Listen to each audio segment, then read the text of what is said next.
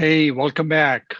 My name is Ratan Tipirneni, and on behalf of all my colleagues at Tigera, I just want to say again, thank you so much for deciding to spend the day with us. We are all hoping that you had a wonderful time today and that you got to learn something from the sort of speakers we've been able to assemble together. So I want to try and wrap up the day today. So our team's done a fantastic job and pretty creative to stitch together short clips from the different videos. We're going to play that right now. It's about 7 minutes. And right after that, I'll come back and wrap this session up and the sum it up. And I'll wrap it up by sharing with you 3 predictions that we at Tigera are making based on our collective learnings from the market. I'll see you soon, right after the video.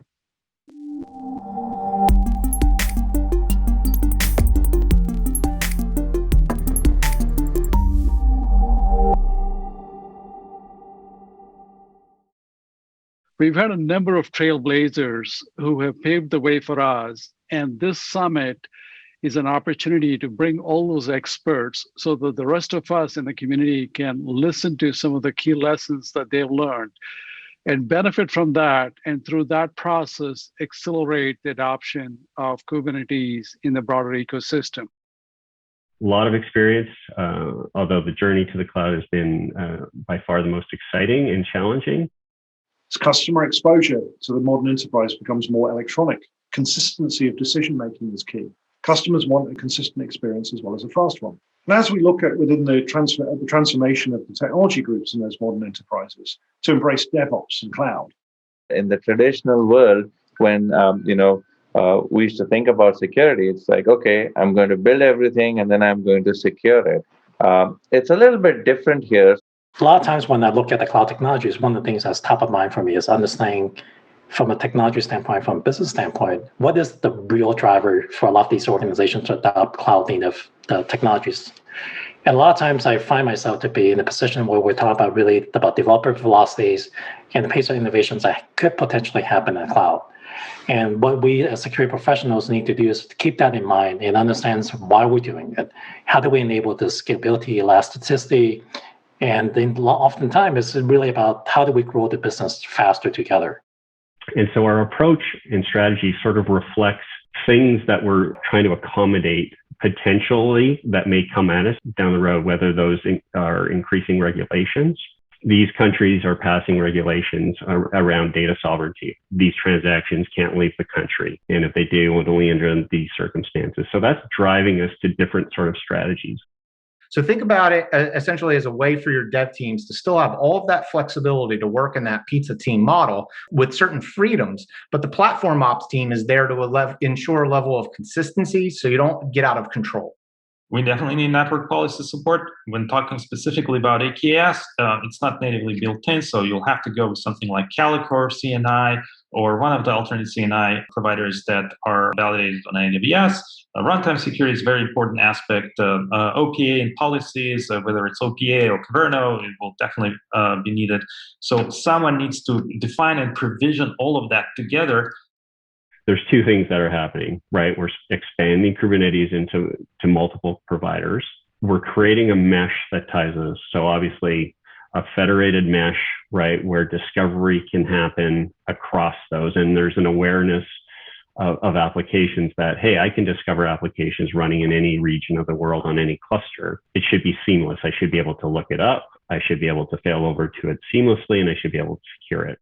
We can think of service mesh as the thin infrastructure layer that is designed to handle high volume of the network traffic that's going along these microservices. It consists of a data plane and a control plane. Data plane consists of proxies running alongside the applications.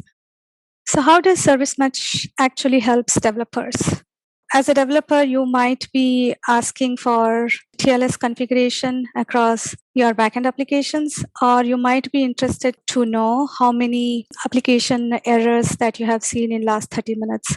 So service mesh actually helps developers to understand these metrics and also perform on the configurations So the data model defines the custom resources used to enable Calico. The Felix calculation graph is the control plane here that makes the smart decisions. Then there's a data plane driver, which is a simple and minimal driver for programming the data plane. You can think of it like the pinky purple line that we showed in our diagram before. It sits between the control plane and the data plane, and the data plane itself, which is responsible for forwarding packets through Calico. So note again that the Felix calculation graph is similar to the control plane, and the data plane here is responsible for forwarding packets.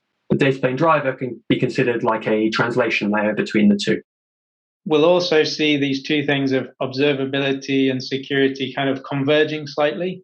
So observability is about kind of that feedback loop with you to tune your application, but there's nothing stopping you from using eBPF features to have tighter feedback loops that implement security and things like that as well. So I think eBPF is kind of becoming this lingua franca within the kernel where all kinds of different features and different hooks are using it.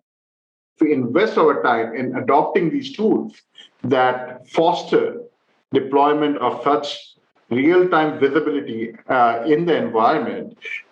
We will all benefit from it. The industry will benefit from it. We will be able to stop attackers much more quickly and keep our customers and our user data much more safe in the future. When it comes to securing Kubernetes, controls can be implemented at the host, the network, the container, within Kubernetes itself, and finally, the application. And here are almost 45 techniques that can be used to gain that initial access and then do the privilege escalation, lateral movement, and data exfiltration.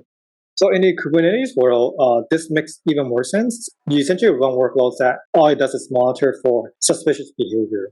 The reason why this works even better in the Kubernetes sense is that as a developer or a DevOps team, you have a good idea of which microservices or which workload talk to which other microservices. What that also means is that if you were to see workload A suddenly start targeting to a workload B and that they're not supposed to, you can kind of say that that connection is suspicious, and it's pretty easy to then create some sort of monitoring alerting system on those.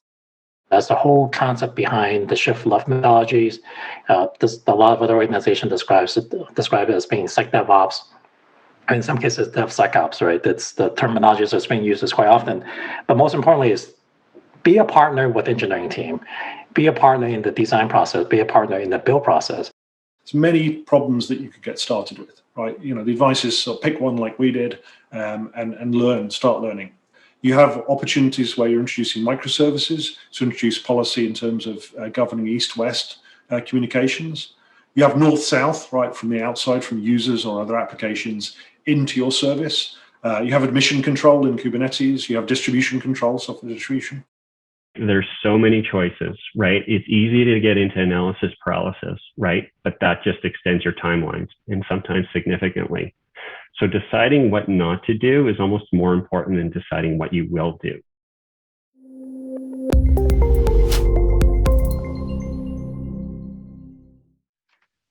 Okay, hope you enjoyed the video as much as I did. Once again, I want to thank you for sitting through the day really patiently and participating actively in all our sessions. So I want to try and wrap this up. So first, let me just say that at Tigera, we're committed to both training and educating the community. We invest quite a bit. A lot of those resources are available on our website. I'd encourage you to check them out. We have a philosophy of building everything we do around those two core themes of training and education. So let me wrap this up by sharing with you three trends we see and what we think we'll see in the market, in the Kubernetes market specifically, over the next 12 to 18 months.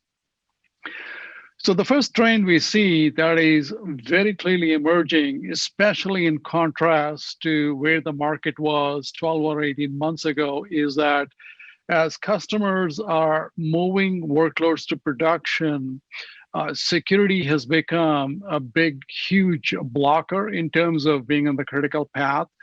It wasn't about 12 or 18 months back, but it's a here and now problem. And it is a blocker for most Kubernetes projects. And customers are starting to take a very holistic view of what does it really mean to secure your workloads.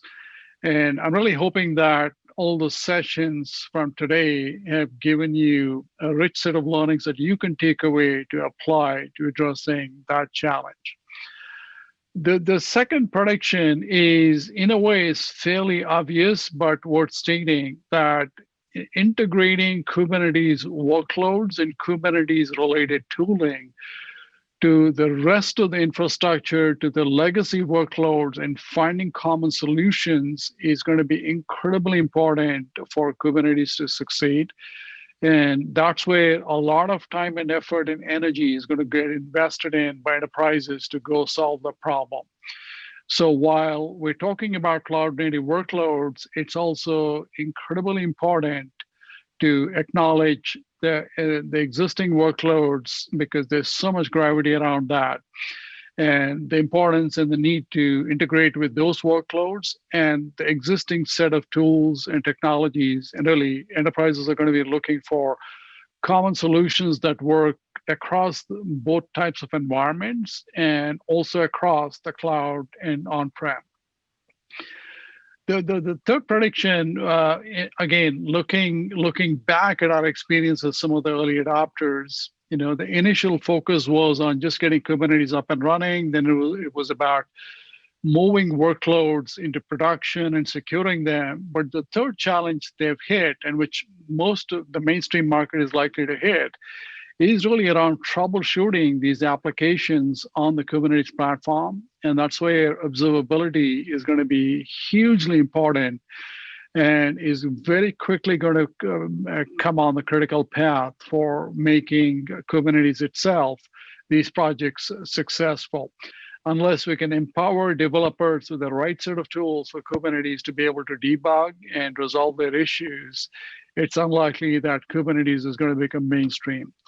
So those are the three predictions. The first one really is around security for Kubernetes becoming much more front and center, mainstream, as teams take a more holistic view of security and how they secure workloads.